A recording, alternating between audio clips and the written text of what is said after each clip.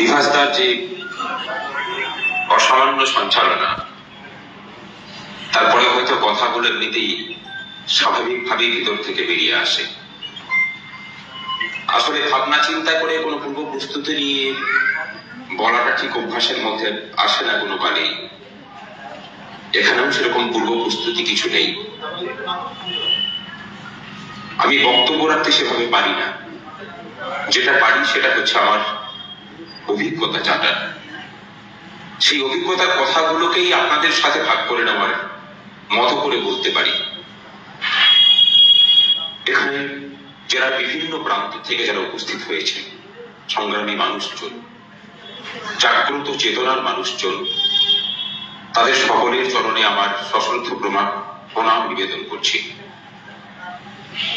আমি ছোট বড় বলছি না, প্রণামের ছোট বড় হয় না। যারা শত প্রতিকূলতাকে অতিক্রম করে এই জায়গাতে আসতে পেরেছেন, তারা তো অবশ্যই প্রণামের যোগ্য। একটা লড়াই, একটা আন্দোলন, একটা স্পর্ধা, মাথা উঁচু করে বাঁচবার, হারিয়ে যাওয়া স্বপ্নগুলোকে অন্যায়ের বাড়িয়ারির ভিতরে যেগুলো চাপা পড়েছিল সেগুলোকে একটু হাতরে হাতরে খুঁজে খুঁজে বের করে এক জায়গায় সংগ্রহ করবার লড়াইটা চলছে। একটানা 1 বছর, 1 মাস, 1 দিন। হ্যাঁ, যদি ভাবেন যে একটা বছর আমাদের জীবন থেকে চলে গেল, আমাদের যে সুখের গৃহকোণ সেখান থেকে বিযুক্ত হলো, তাহলে সেটা একরকম ভাবনা। আবার যদি অন্য কূলে ভাবেন যে একটা বছর সময় আপনাকে ওই মাঠে ময়দানে নামিয়ে জীবনটাকে দর্শন করানো, তাহলে সেটা আরেক রকমের ভাবনা। আমরা দ্বিতীয় ভাবনাটাকেই বরং দেখব। আমরা দেখব স্বামী বিবেকানন্দ একটা চেতনা, সেই চেতনাকে আরো পরিপূর্ণ করার জন্য তার গুরু তাকে পাঠালেন ভারত ভ্রমণে, পদব্রজে। সময় হয়তো এই সাধারণ মানুষের প্রতিনিধি রূপে সংগ্রামী সাথীদের একটা বছর ধরে সেই পথে প্রান্তরে জীবনকে দর্শন করানোর জন্যই ওই একটা বছর ওখানে বসিয়ে রেখেছেন। বিশ্বাস করুন, বিভিন্ন ভাবে, বিভিন্ন তল থেকে, বিভিন্ন দৃষ্টিকোণ থেকে আমরা একটা বছর ধরে জীবনকে দেখছি এবং ভাবছি যে কতটা ঘৃণা, কতটা অশ্রদ্ধা, কতটা স্বার্থপরতা লুকিয়ে আছে এই সিস্টেমের মধ্যে, যার ফল আমাদের প্রিয় এই জাতিটাকে ভোগ করতে হচ্ছে।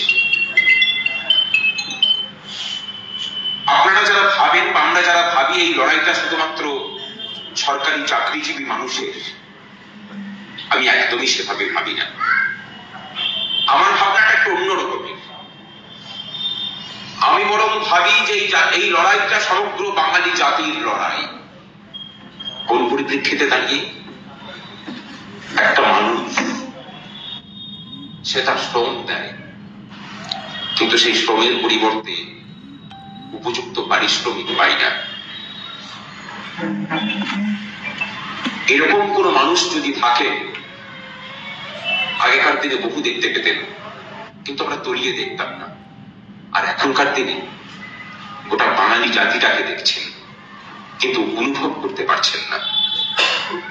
বাঙালি জাতিটার যে শ্রম, সেই শ্রম এখন সস্তার শ্রমে পরিণত হয়েছে। তার উপযুক্ত পারিশ্রমিক সে পায় না। আর সেই কারণেই তার আত্মপরিচয়ও এখন নেই, তার আত্মগৌরবও নেই। একটা জাতি তার আত্মগৌরব তখনই প্রতিষ্ঠা করতে পারে যখন সে তার শ্রমের উপযুক্ত পারিশ্রমিক পায়।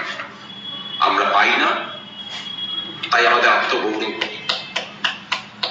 এই জায়গাটাতেই দাঁড়িয়ে সংগ্রামী যৌথ মঞ্চের নেতৃত্বে একদল মানুষ লড়াইটা শুরু করলেন।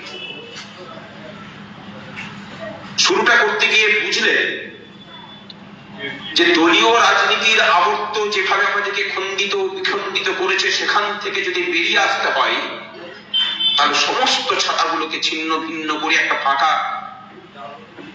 রোদ্দুরপূর্ণ আকাশের নিচেই এসে দাঁড়ানো যাক।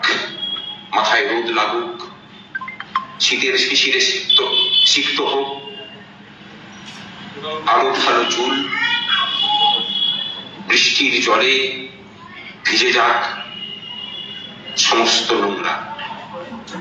দিনের শেষে সমস্ত কিছু পরিশ্রুত হয়ে আমরা আবার হৃতগৌরব পুনরুদ্ধারে প্রতি বাঙালি হিসেবেই আবার আত্মপরিচয় লাভ করতে পারব। লড়াইটা সেই কারণে চলছে। অনেকে বলেন যে লড়াইটা তো ডিএর জন্য। আমরা বলছি না, কেবলমাত্র ডিএর জন্য নয়, তার থেকে অনেক বেশি করে লড়াইটা এই রাজ্যের মেধা এই রাজ্য থেকে বনবাসে যাওয়া আটকানো। পাশের রাজ্য বিহার, পাশের রাজ্য ঝাড়খণ্ড, পাশের রাজ্য উড়িষ্যা, পাশের রাজ্য আসাম, আমি যে 4টে রাজ্যের নাম বললাম, তার অর্থনৈতিক শক্তিতে কেউ আমাদের থেকে এগিয়ে নেই। এগিয়ে নেই শিক্ষা দীক্ষায়, এগিয়ে নেই সামাজিক উন্নয়নের কোন রকম কোন পরিকাঠামো। তারপরে আপনি এইসব রাজ্যগুলোতে দেখতে পাবেন আমাদের রাজ্যের মেধা তার মেধার পরিচয় হারিয়ে সেখানে কায়িক শ্রমিকে পরিণত হয়েছে। গোটা রাজ্য জুড়ে তার উদাহরণ ছড়িয়ে আছে। ওই সেসব রাজ্য থেকে তো কলকাতায় আসছে না। এই যে একটা জাতির অবনমন হলো, সেখান থেকে যদি জাতিটাকে আমরা বাঁচাতে না পারি, তাহলে বাঁচবো কাকে নিয়ে? যে জাতি তার আত্মপরিচয় হারিয়ে ফেলে, যে জাতি তার অর্থনৈতিক স্পর্ধা হারিয়ে ফেলে, যে জাতিকে গ্রাস করে থাকে একটা সামগ্রিক দুর্নীতি এবং নীতিহীনতা, সেই জাতি তো মৃত্যুর দিকেই আস্তে আস্তে ঢলে পড়বে। সেখানে দাঁড়িয়েই আমরা প্রথম প্রতিবাদটা শুরু করলাম। 1 বছরে কি পেয়েছি অনেক কিছু। এই রাজ্যের শিক্ষিত মানুষের একটা নিরবিচ্ছিন্ন ঐক্য, যে ঐক্য সাগর থেকে পাহাড় পর্যন্ত সুবিস্তৃত। আপনি যে কোনো জায়গায় চলে যান, সংগ্রামী যৌথ মঞ্চ এই পরিচয়টুকু দেবেন, আপনার পাশে বাড়িয়ে দেওয়া হাতের সংখ্যার এখন অভাব নেই। এটা 1 বছর আগে ছিল না। কি পেয়েছি? পেয়েছি সাধারণ মানুষের সাথে বিগত 5টা দশক ধরে সরকারি চাকরিজীবীদেরকে লড়িয়ে দেওয়ার যে প্রবণতা, সাধারণ মানুষকে শেখানো হয়েছে